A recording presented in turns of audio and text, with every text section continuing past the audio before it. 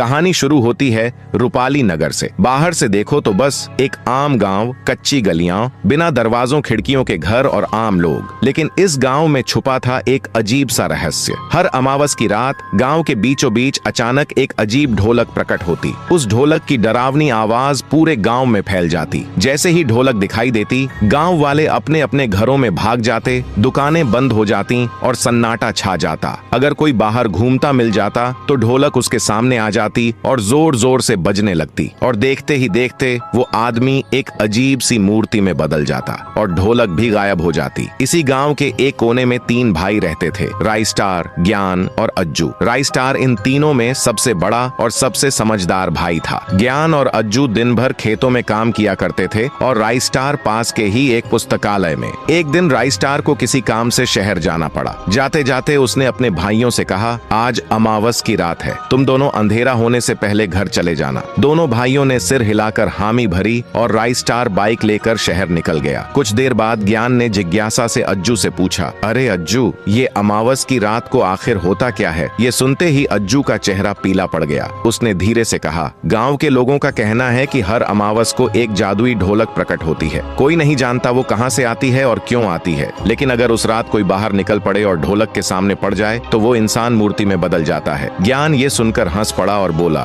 भाई कैसी मजाकिया कहानी है, ऐसी बातें बस डराने के लिए फैलाई जाती हैं। दोनों बात ही कर रहे थे कि तभी अज्जू की प्रेमिका सोनम वहां आ पहुंची। वो घबराई हुई बोली, अज्जू जल्दी चलो, माँ की तबीयत बहुत खराब है, मदद चाहिए। अज्जू तुरंत बाइक लेकर सोनम के साथ निकल गया और जाते जाते ज्ञान से बोला, देर मत करना, काम निपटाकर सीधा घर चले आना। ज्ञान काम में इतना व्यस्त रहा कि उसे पता ही नहीं चला कब रात हो गई। जल्दी जल्दी काम निपटाकर जब वो गांव की ओर लौटा, तभी अचानक उसके कानों में ढोलक की डरावनी आवाज गूंजने लगी। उसने बाइक रोकी और इधर उधर देखने लगा। अचानक वही ढोलक उसके सामने प्रकट हो गई और जोर जोर से बजने लगी। उधर अज्जू जब घर पहुंचा और ज्ञान को वहां न पाया तो परेशान होकर उसे ढूंढने निकल पड़ा। गांव की गलियों में भागते भागते उसे भी वही आवाज सुनाई दी। वो धीरे धीरे एक पुराने घर के पीछे छिपकर देखने लगा। जो नजारा उसके सामने था उसने उसकी रूह तक हिला दी। उसका भाई ज्ञान ढोलक के सामने खड़ा अपनी जान की भीख मांग रहा था। ढोलक और तेज बजने लगी और देखते ही देखते ज्ञान पत्थर की मूर्ति में बदल गया। फिर वो ढोलक वहीं से अचानक गायब हो गई। अगली सुबह जब राइस्टार शहर से लौटकर गांव आया तो उसने देखा